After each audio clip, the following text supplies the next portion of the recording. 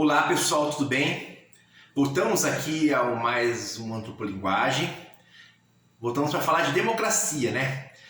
Os primeiros programas do canal foi sobre democracia, né? Porque eu acho que a democracia é a base, né, para a liberdade de expressão, é o fundamento, né, para o conhecimento verdadeiro, né? Pode ver que sempre são os países democráticos que alcançam o maior desenvolvimento tecnológico, científico, filosófico, mesmo que depois esses conhecimentos sejam usados por governos tradicionais, como monarquias ou tiranias, né? E mesmo que esses governos, né, esses governos tradicionais, as tiranias, ditaduras, avancem, né, neste campo, que é o campo das ciências, da filosofia e da técnica.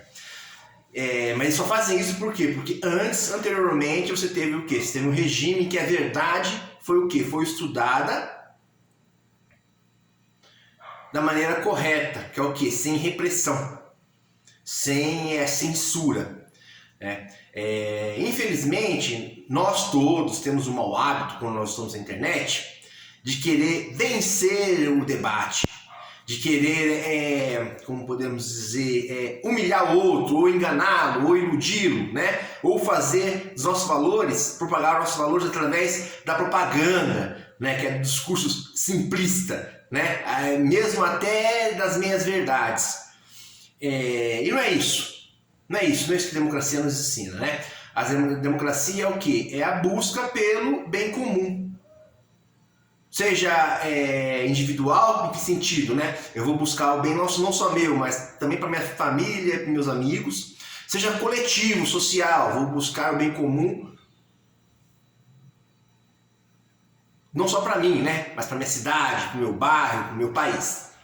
E, de certa maneira, a democracia, ela é isso, né? E esse bem comum é aquilo que nos torna feliz. Mas como os antigos gregos acreditavam, em especial Aristóteles aqui, de certa maneira minha análise é bem aristotélica, né?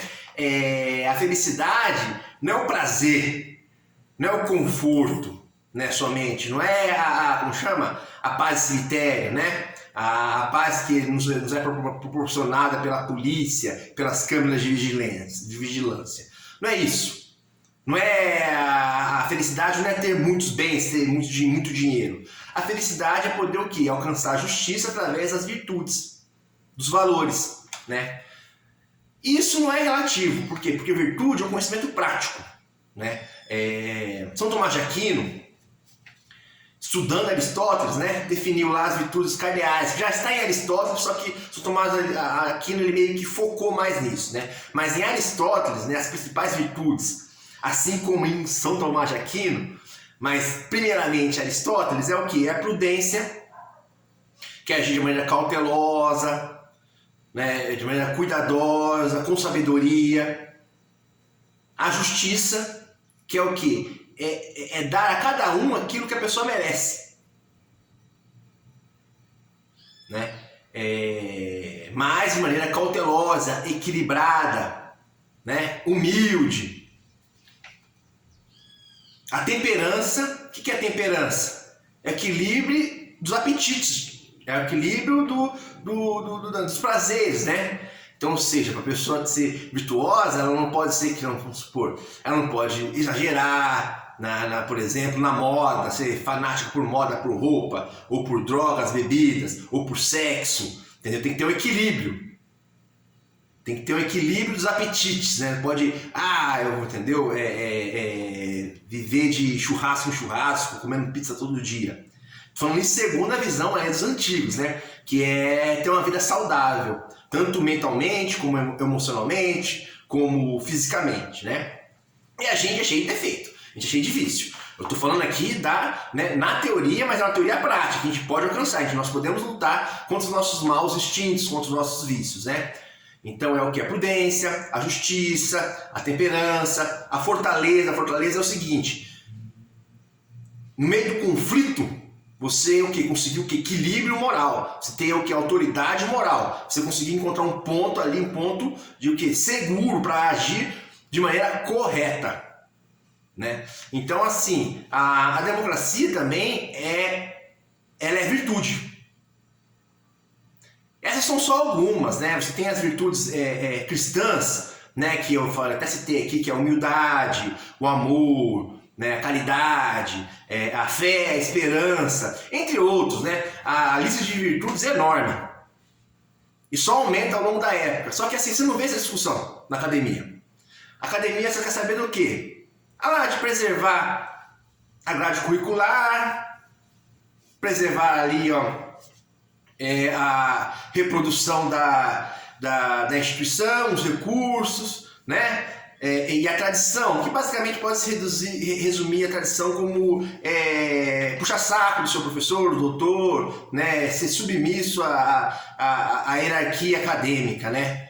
Entendeu? Não, você só pode pensar depois que você tiver mestrado, ou você só pode pensar depois que tiver doutorado. Não, isso aí, tipo assim, isso é fantasia humana, mas enfim. Cada um pode seguir sua fantasia desde que não prejudique, né, o interesse comum da sociedade. E raciocínio lógico, que é o que? Você agir eliminando a incoerência, eliminando de maneira racional as contradições, não é escondendo as contradições, é resolvendo as contradições. Né? Você tem que dar o quê? Ao todo corpo social, coesão, coerência, harmonia, e a lógica ajuda nisso, né? E o que ajuda a lógica? O diálogo. O diálogo é o fundamento da lógica, né? O próprio nome diz, né? Duas lógicas, são duas lógicas que se unem e se tornam-se uma, né? Exercício de matemática, estudo das ciências naturais, os jogos reflexivos, né? Como Go, como xadrez, né? Como RPG, entre outras coisas, exercícios físicos, de certa maneira até o esporte, desde que o esporte não vire um ídolo, né? Ela ajuda a gente a exercitar o raciocínio lógico, né? Então democracia é isso. É a busca do interesse comum, é a prática da virtude, do diálogo e do raciocínio lógico, da reflexão. Qualquer dúvida assim, que vocês tiverem com relação à democracia, história da democracia, vejam os primeiros programas. Outra coisa, eu pretendo mais para frente fazer uma história da democracia pormenorizando, contando a história dos grandes personagens, dos grandes legisladores, dos grandes fatos, dos grandes acontecimentos, né? Destruindo alguns mitos. O maior mito em Atenas você só tinha democracia porque tinha escravos. Isso é um mito, né? A democracia só surgiu em Atenas com a eliminação dos escravos, da escravidão. E só foi destruída com o quê? Com o aumento da escravidão, né? A proibição, por exemplo, da escravidão por dívidas foi fundamental para a isonomia, que é a igualdade perante a lei, né? Que é a igualdade de direitos, ou se não a isocracia, que é a igualdade de poder, de fala na Assembleia, né? E a exegoria também, que são termos gregos, né? Por exemplo, assim, virtude em grego é arete, que a tradução mais direta seria eficiência, equilíbrio entre opostos. Porém, a palavra que nós usamos é de origem latina, que é força, né? Que é força bem aplicada. Pessoal, a gente vai continuar falando sobre esses temas, mas a gente vai cair mais para o campo da lógica e da virtude, ou, por exemplo, assim, para o campo da lógica de jogos, porque eu tenho uma surpresa para vocês aí. O canal está mudando. Muito obrigado, até mais e até a próxima. Falou!